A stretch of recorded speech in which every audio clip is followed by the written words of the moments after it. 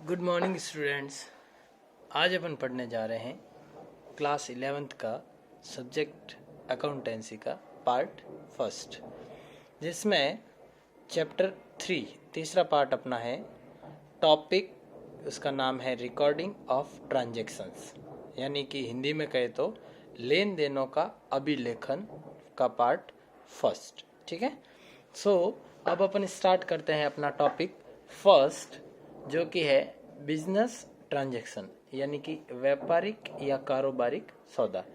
जो कि अपन जैसे मान लीजिए मार्केट में गए और कोई चीज़ अपन ने बाई की यानी खरीदी और उसके बदले में अपन ने पैसे दिए उसको, तो ये जो होता है, जो ये ट्रांजैक्शन हुआ वो कहलाता है बिजनेस ट्रांजैक्शन। ठीक है, इससे पहले जब पुराने समय में क्या होता था कि बार्टर सिस्टम चलता था, सेम एज इट इज इसी की तरह से बार्टर सिस्टम में क्या होता था कि जो लोग थे वो कुछ चीज़ें देते थे और उसके एक्सचेंज में यानी कि उसके बदले में वापस उनको उसके बदले में कोई चीज़ दी जाती थी, वो कहलाता था बार्टर सिस्टम।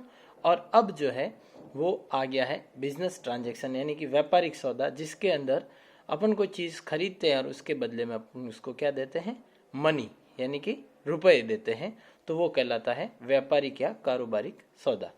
ठीक है, तो अब अपन इसकी इंग्लिश में डेफिनेशन पढ़ते हैं। A business transaction is an event involving an interchange of goods, money और सर्विसेज बिटवीन टू और मोर पार्टीज। यानी कि बिजनेस ट्रांजैक्शन एक ऐसा इवेंट है जिसके अंदर दो या दो से अधिक जो पार्टी होती है, यानी कि दो या दो से अधिक व्यक्ति जो है वो आपस में या तो किसी चीज़ का, मनी पैसों का, या फिर कोई सर्विस का, उनका आपस में आदान प्रदान यानी अदला बदली करते हैं। जैसे आपने किसी से कुछ सामान खरीदा तो उसके बदले में आपने उसको पैसे दिए, या आपको किसी ने, आप जैसे मान लीजिए शॉप के ओनर हैं तो आपने किसी को सामान बेचा तो आपके पास उसके बदले में मनी आ गए। सेम एज इट इज जैसे सर्विस प्रोवाइड की जाती है, जैसे इन द स्कूल में अगर टीचर जो है वो आपको यहाँ पर पढ़ाते हैं और उसके बदले में स्कूल जो है उसको सैलरी पेड करता है, तो वो अपनी सर्विसेज प्रोवाइड करवा के उसके एक्सचेंज में मनी जो है वो लेते हैं। ठीक है, तो इसकी हिंदी में डेफिनेशन होगी, व्यापारिक या कारोबारी सौदा वह प्रक्रिया है जिसमें दो या दो से अधिक व्यक्तियों अथवा समूह के बीच सामान, धन अथवा सेवाओं की परस्पर अदला बदली या आपस में आंतरिक लेन देन होता है, उसे कहते हैं व्यापारिक या कारोबारिक सौदा। ठीक है, जैसे कि एग्जाम्पल देखिए, a father wishes to buy you a computer, makes payment of 35,000, the dealer gives the cash memo along with the computer। यानी कि आप मान लीजिए आपके बर्थडे पर आपके पिताजी ने आपको एक कंप्यूटर जो है खरीद के दिया गिफ्ट के रूप में, तो आपके पिताजी कंप्यूटर की दुकान पर गए और वहां पर जाकर उन्होंने दुकानदार से 35,000 रुपये देकर एक कंप्यूटर लिया और उसके बदले में जो दुकानदार ने है वो आपके पिताजी को क्या दिया, कैश मेमो। ठीक है, कंप्यूटर के साथ में क्या दिया, कैश मेमो, यानी उसका बिल हो सकता है, वो गारंटी पीरियड का हो, उसका किसी भी चीज का वो बिल हो सकता है। ठीक है, तो उसके हिसाब से वो जो कैश मेमो है, गारंटी पीरियड भी आता है उसके अंदर, और उसका जो बिल है यानी कि उसका जो पेमेंट बना है उसके बदले में आपको एक बिल दिया गया, यानी कि वो जो बिल है वो आपके लिए एक एविडेंस है, यानी कि एक आपको खरीदने के लिए आपके उसका स्रोत है, दस्तावा है कि आपने इतने 1,000 रुपए में वो जो कंप्यूटर है वो खरीदा है। ठीक है, जैसे हिंदी में इसका उदाहरण लिखा गया है, आपके पिताजी ने आपके लिए कंप्यूटर खरीदना चाहते हैं, जिसके लिए आपके पिताजी ने उनको 35,000 रुपये दुकानदार को भुगतान किया और इसके बदले में विक्रेता ने भुगतान के रूप में रसीद के साथ साथ उन्हें कंप्यूटर भी दिया, और यह एक कारोबारिक सौदा कहलाता है। तो ये जो ट्रांजैक्शन है वो क्या कहलाएगा, कारोबारिक सौदा, यानी कि आपने आपके पिताजी ने कंप्यूटर खरीदा उनसे और उसके बदले में उनको मनी दिए। ठीक है, अब आगे जो सेकंड टॉपिक है वो अपन पढ़ते हैं, सोर्स ऑफ डॉक्यूमेंट, यानी स्रोत दस्तावेज। सोर्स ऑफ डॉक्यूमेंट यानी कि ऐसे दस्तावेज जो बिल के अंदर होते हैं, यानी कि जो बिल के अंदर इन्वॉल्व होते हैं, जिसके अंदर कौन कौन सी चीज़ें इन्वॉल्व होती हैं वो सारी इसमें पढ़ेंगे इस टॉपिक में अपन। So first topic is document which provide evidence of transaction is called the source document और वाउचर। ऐसे डॉक्यूमेंट जो किसी चीज को खरीदने का प्रूफ दिखाते हैं, यानी कि जो उसके बदले में अपन को प्रोवाइड करवाया जाता है, वो क्या कहलाता है? Source of documents. लेन देनों की साक्षी रूप में जारी किया गया दस्तावेज स्रोत दस्तावेज या वाउचर कहलाते हैं। जैसे अभी ऊपर अपन ने पढ़ा कैश मेमो, फर्स्ट ये रहा कैश मेमो, ठीक है। सेकंड परचेज इनवॉइस, जब अपन सामान खरीदते हैं तो उसके बदले में अपन को परचेज इनवॉइस दिया जाता है। सेल्स बिल, जो दुकानदार सामान बेचता है तो वो आपको सेल्स बिल भी देता है। जब कभी आप पेमेंट आपके पास कैश नहीं होता तो जो बड़ा अमाउंट होता है वो कैश कैरी करने की आवश्यकता नहीं है, बिकॉज ऑफ डिजिटल इंडिया। जैसे अपन चोरी वगैरह से बचने के लिए कुछ लोग चेक भी कैरी करते हैं, तो वो अपना चेक पार्टी को देते हैं, तो वो भी एक एविडेंस हो गया, प्रूफ हो गया। और सैलरी स्लिप, ये सारी चीज़ें जो होती है वो किस में आती है? सोर्स ऑफ डॉक्यूमेंट में, ठीक है। हिंदी में कैश मेमो को कहते हैं रोकड़, परचेज इनवॉइस को कहते हैं क्रय विपत्र, और सेल्स बिल को कहते हैं विक्रय बिल। चेक को हिंदी और इंग्लिश दोनों में चेक ही कहा जाता है, और सैलरी स्लिप को यानी कि वेतन पर्ची, ठीक है। सेकंड, अब आगे देखिए पॉइंट, थर्ड पॉइंट है voucher can be prepared in case of no evidence, documentary evidence is petty cash expenses. ऐसे खर्चे जो रेगुलर यूज में, यानी कि जो रेगुलरली होते हैं, तो उनका कोई भी एविडेंस नहीं होता, उनका कोई भी प्रूफ नहीं होता है, उनको अपन लेते हैं पेटी कैश बुक में। ये आप आगे पढ़ेंगे कैश बुक अलग अलग प्रकार से कैसे मेंटेन की जाती है, पेटी कैश में कौन कौन से एक्सपेंसेस आते हैं, एक्सपेंसेस यानी खर्चे, और रेगुलर जो है वो कौन से खर्चे होते हैं, वो सारे इसमें सब कुछ पेटी कैश बुक में आता है। तो ये आपको फॉर फ्यूचर आगे समझाया जाएगा। अभी 11th में आपके स्टार्टिंग है, इससे पहले आपने अकाउंट्स हो सकता थोड़ी बहुत सुनी हो, या 9th या 10th में SST में कहीं पढ़ी हो, लेकिन अभी जो मेन है अपने अकाउंट्स वो 11th में स्टार्ट होती है, और ये बेस होता है, इसको आपको समझना जरूरी होता है। तो पेटी कैश बुक जो है वो डेली रूटीन के खर्चों को मेंटेन करती है, ठीक है। तो ये जो पेटी कैश बुक, इसके अंदर ऐसे खर्चे लिखे जाते हैं जिनका कोई एविडेंस नहीं होता। जैसे मान लीजिए आपने किसी स्वीपर को बुलाया और उसने अपनी सर्विस प्रोवाइड करवाई, और हो सकता है उसने एक दिन के लिए 500 रुपये लिए, एक सर 500 रुपये दीजिए वगैरह जो भी है, तो अब वो उसके बदले में आप उसका कोई प्रूफ नहीं दे सकते हो, तो वो किस में आएगा? पेटी कैश बुक में। जैसे शॉप में, दुकान में होता है चाय का खर्चा, रेगुलर चाय वाला अलग है, एक दिन कोई दूसरा आ गया, वो आगे से दुकान के निकल रहा था, तो आपने उससे मंगवा ली, अब उसके लिए 15-20 रुपये की जो भी चाय उसने आपने उसको कैश में पेड किया, तो वो खर्चा भी जो है कहाँ मेंटेन होगा? वो आएगा पेटी कैश बुक में, ओके। तो जनरल खर्चे जो भी होते हैं वो सारे किस में मेंटेन होते हैं? पेटी कैश बुक, ठीक है। इसकी हिंदी में डेफिनेशन देखें तो विभिन्न फुटकर नकद व्यय के लिए किसी प्रकार का साक्षी दस्तावेज नहीं होने की दशा में वाउचर जारी किया जाता है। और ये जो है सब कुछ उसके अंदर नॉर्मली एक ऊपर हेडिंग डाल दी जाती है डेली एक्सपेंसेस के नाम से, और उसमें आप रेगुलर खर्चे जो है वो सारे लिख सकते हैं, ठीक है। अब इसके बाद में सेकंड जो अपना टॉपिक है, इसके बाद का वो आता है अपना कि ट्रांजैक्शन जो है वो कैसे होते हैं, किस टाइप के होते हैं, उनका देखिए।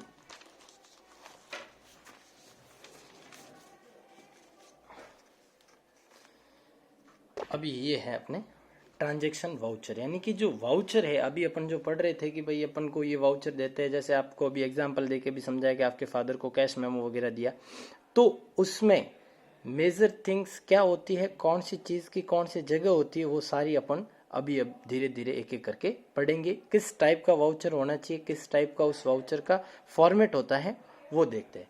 सबसे ऊपर हेडिंग आती है जैसे ट्रांजैक्शन वाउचर, ये जिसको हिंदी में कहते हैं सौदा प्रमाणक। नेम ऑफ फर्म, यानी कि जिस फर्म के द्वारा वो जनरेट किया जाएगा, जो वो बिल या जो कैश मेमो दिया जाएगा, उस फर्म का नाम यहाँ पर आता है। फिर वाउचर नंबर, सीरियल नंबर आती है यहाँ पर 1 2 3 4 जो भी है। उसके बाद में डेट यानी तिथि। फिर आता है डेबिट अकाउंट यानी कि नाम खाता। फिर आता है क्रेडिट अकाउंट। ये डेबिट और क्रेडिट जो है ये सबसे मेजर इंपॉर्टेंट थिंग्स होती है अकाउंट में, जिसको ये कहाँ पर यूज होती है। इस डेबिट का मतलब होता है डेबिट व्हाट्स कम इन, यानी कि जो चीज़ आपके पास आ रही है उसको डेबिट कीजिए और जो चीज़ आपसे जा रही है उसको कीजिए क्रेडिट। यानी debit what's come in and credit what's goes out.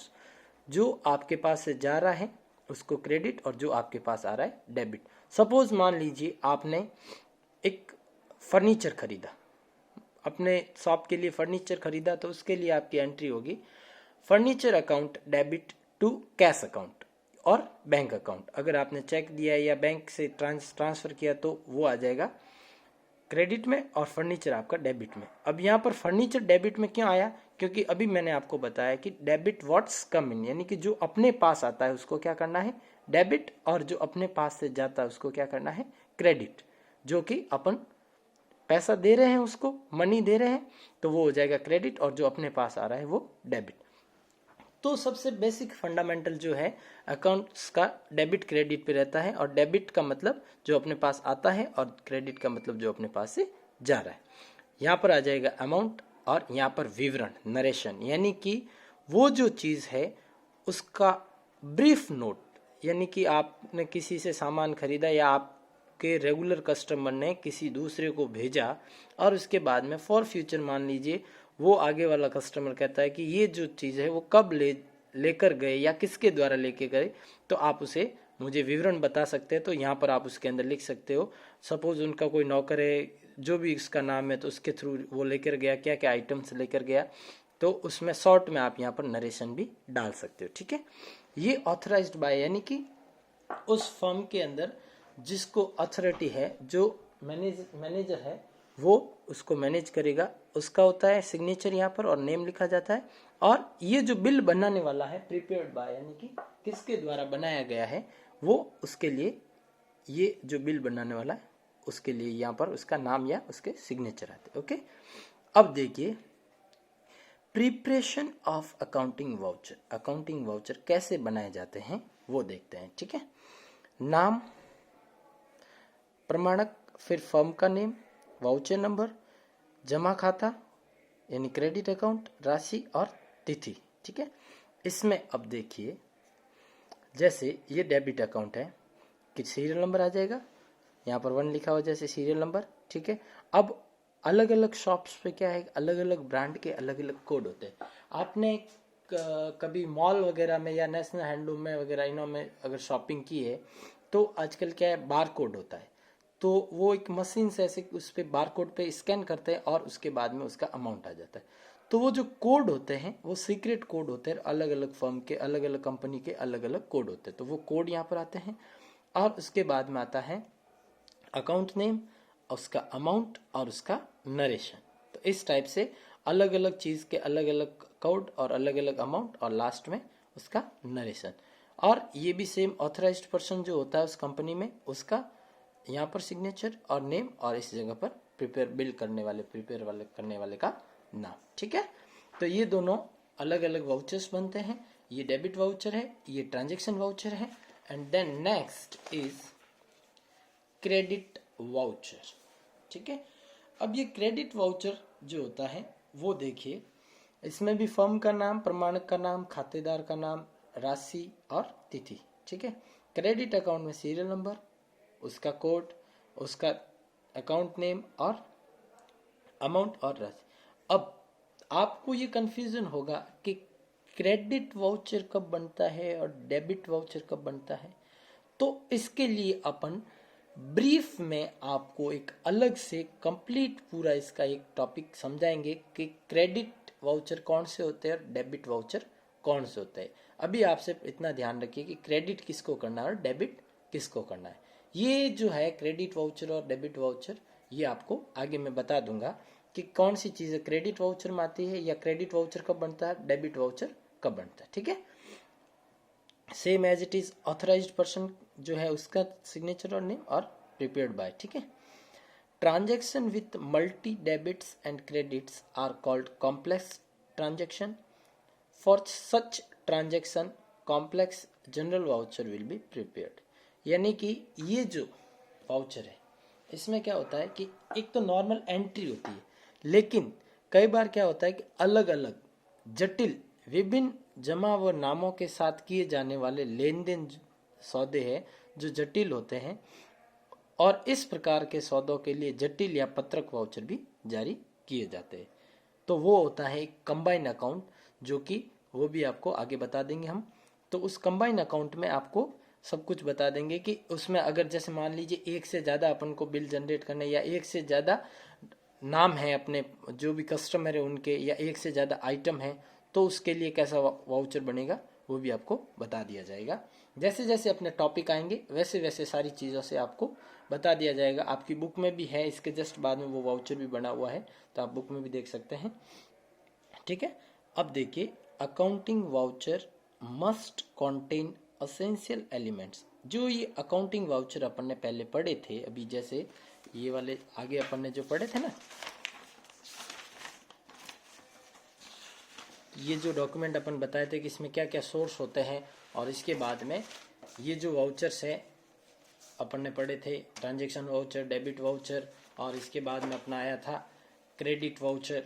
तो ये जो सारे वाउचर है, इसके अंदर किन किन चीज़ों की आवश्यकता होती है। कई बार क्या होता है कि दुकानदार जो होता है वो हो सकता है फ्रॉड हो जाए, तो उसके अंदर असेंशियल चीज़ कौन कौन सी होती है वो सारी चीज़ें इसमें आपको बताएंगे।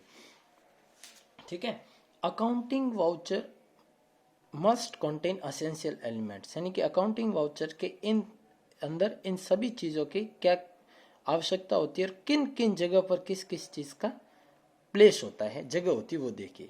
First, it is written on a good quality paper. सबसे पहली चीज़ तो एक अच्छे क्वालिटी के पेपर पे लिखा हुआ होना चाहिए, क्योंकि जो वाउचर है, मान लीजिए अभी आपके पिताजी ने जैसे वो कंप्यूटर खरीदा था, तो एक अपना जो अकाउंटिंग टाइम पीरियड होता है इंडिया के अंदर, अलग अलग कंट्रीज का अलग अलग अकाउंटिंग टाइम पीरियड होता है। तो इंडियन अकाउंटिंग टाइम पीरियड जो होता है, जिसको स्टार्टिंग होता है 1 अप्रैल और एंडिंग होता है 30 मार्च। ठीक है, 31 मार्च जो है वो एंडिंग होता है, तो ये कहलाता है फाइनेंशियल ईयर। ये फाइनेंशियल ईयर जो है वो इंडिया का होता है 1 अप्रैल से लेकर 31 मार्च तक।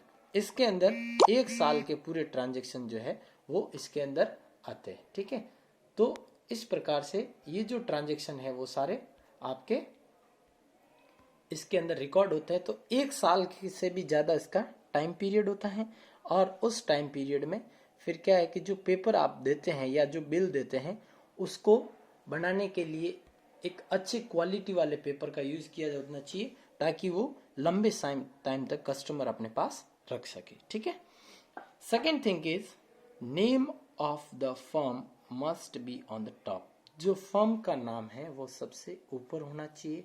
जिस फर्म से आप सामान ले रहे हो, जिस दुकान से सामान ले रहे हो, उसका सबसे टॉप पे नाम होना चाहिए।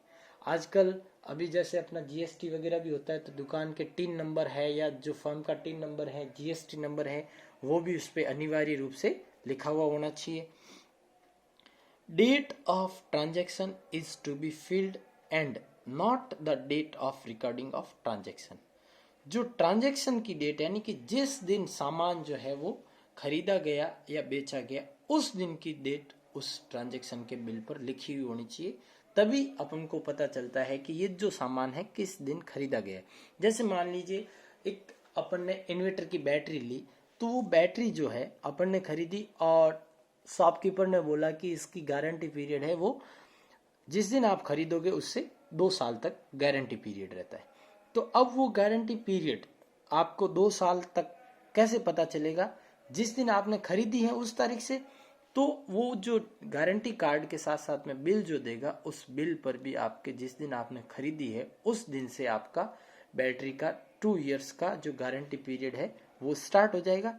तो जिस दिन खरीदी उसी दिन की डेट उस पर मेंशन होनी चाहिए, उसी पर लिखी होनी चाहिए। ठीक है, सौदा या लेन देन की दिनांक लिखी जानी चाहिए, न कि लेन देन या सौदा को अभिलेखन करते समय। यानी कि जब आप ट्रांजैक्शन में उसको रिकॉर्ड ले रहे हो, उस दिन की डेट ना लगाकर आप जिस दिन आपने वो सामान खरीदा या बेचा है उस दिन की डेट उस पर लगानी है। ठीक है, सो द नेक्स्ट, इसके आगे और देखिए, number of voucher is to be in the serial number और सीरियल ऑर्डर। जो है ये जो वाउचर के नंबर होते हैं उसका एक फिक्स्ड ऑर्डर होना चाहिए, यानी कि 1 number voucher, 2 number voucher, 3 number voucher.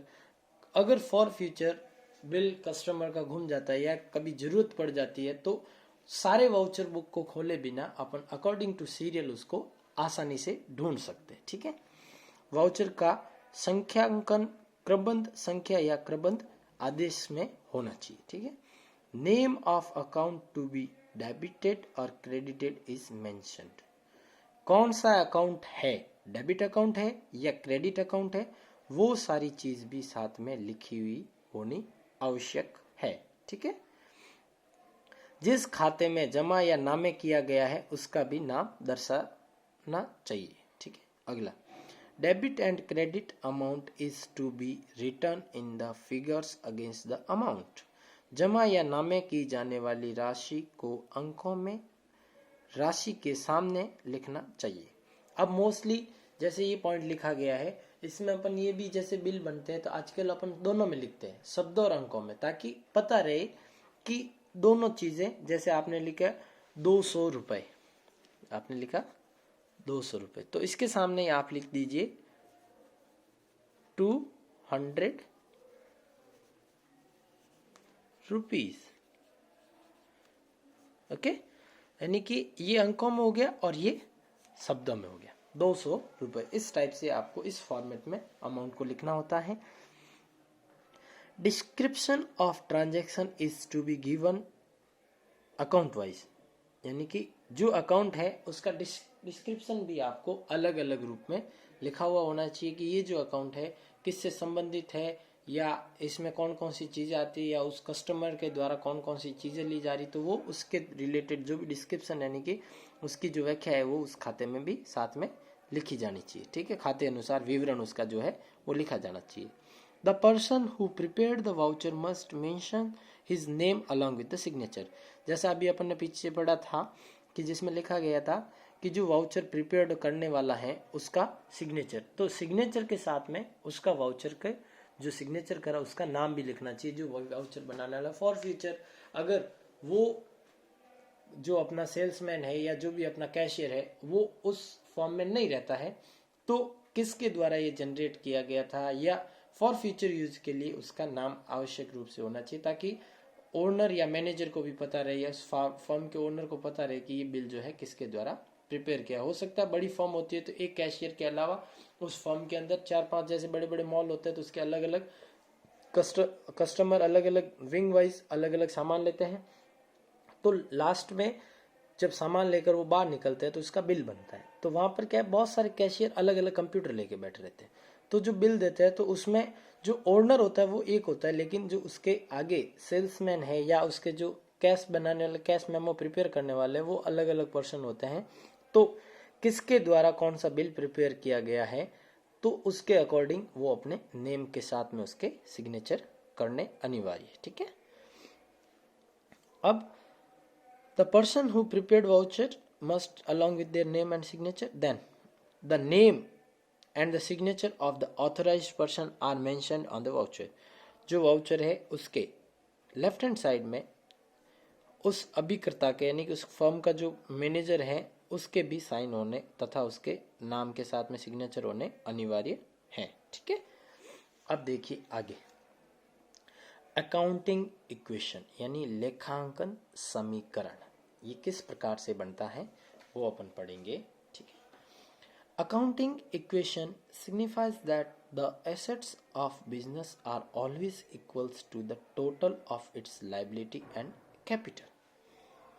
अब यहाँ पर आपको सब चीज समझ में आ गई होगी, लेकिन जैसे ये जो मेन सब वर्ड है मैं बता देता हूँ, assets and liabilities and capital. Assets क्या होता है?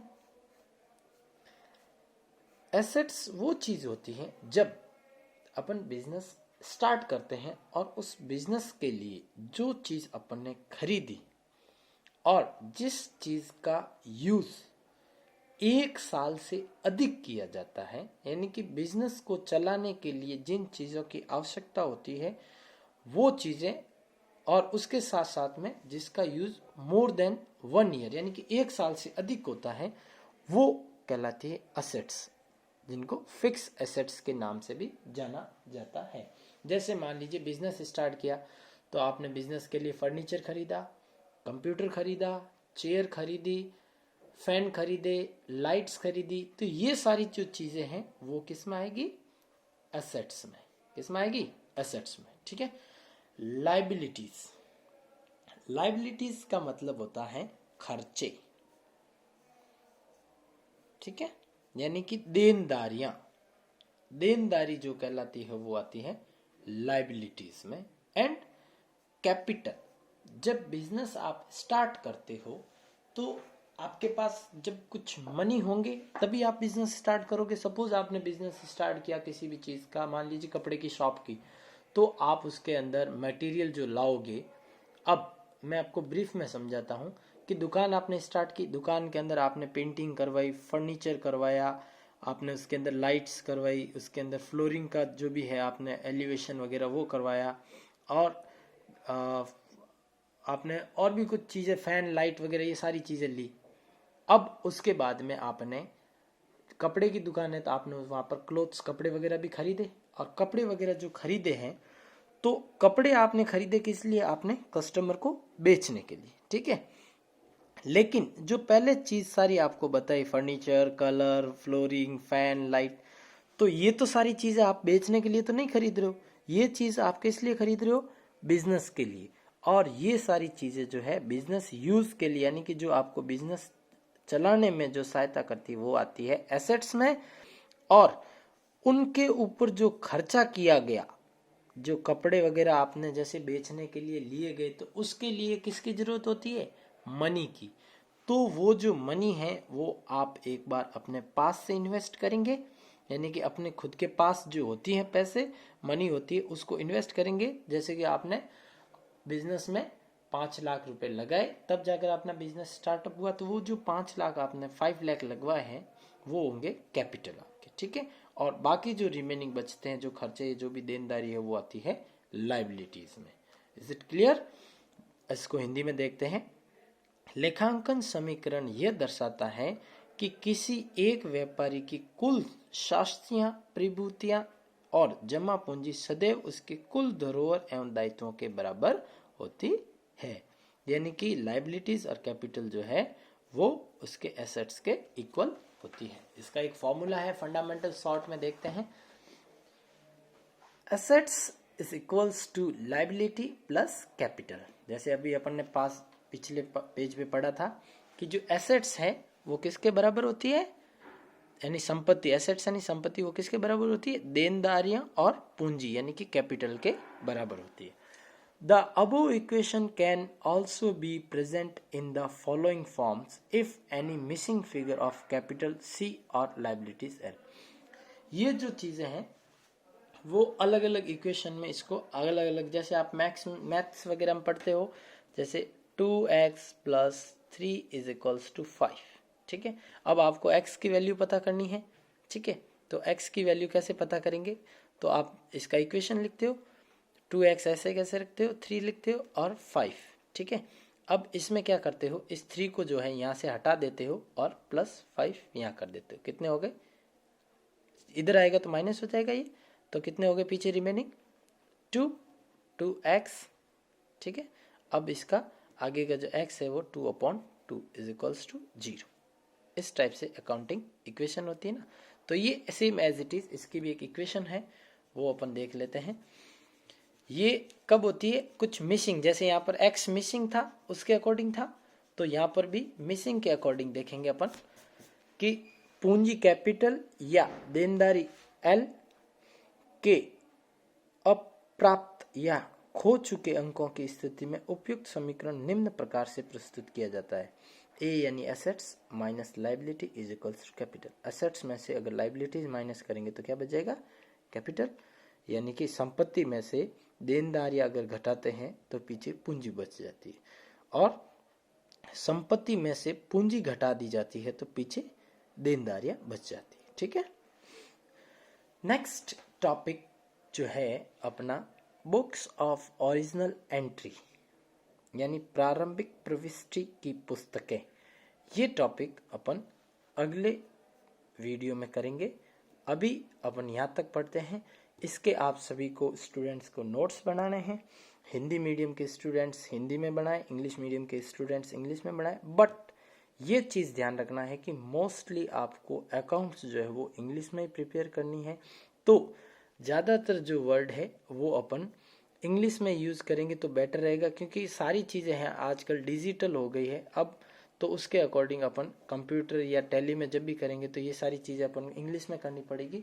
तो अपन को ज़्यादा से ज़्यादा इंग्लिश लर्निंग पे ध्यान देना है और इंग्लिश में लिखनी है। तो बेटर यही होगा कि हिंदी मीडियम के स्टूडेंट्स जो है हिंदी और इंग्लिश दोनों में नोट्स बनाएं, और इंग्लिश मीडियम के ऑलवेज इंग्लिश में है ही, तो समझने के लिए आपको हिंदी में और इंग्लिश में दोनों में समझा दिया है। अब आपको नोट्स इसके बनाने हैं, प्रिपेयर करने हैं, और आपको कॉपी में कर कर मुझे वापस ग्रुप में अलग अलग नेम के साथ में आप लोग PDF बनाकर अपना होमवर्क भी सेंड करेंगे, और उसके साथ में इसको लर्निंग भी करेंगे। जैसे ये चैप्टर कंप्लीट होता है तो अपन एक टेस्ट भी लेंगे, तो आपको इसके साथ साथ में पढ़ाई भी करनी है। और यही कॉपीज जो हैं आपका एंडिंग में हाफिली एग्जाम नहीं होने के कारण आपका जमा होगा स्कूल में। So thank you everyone and good luck.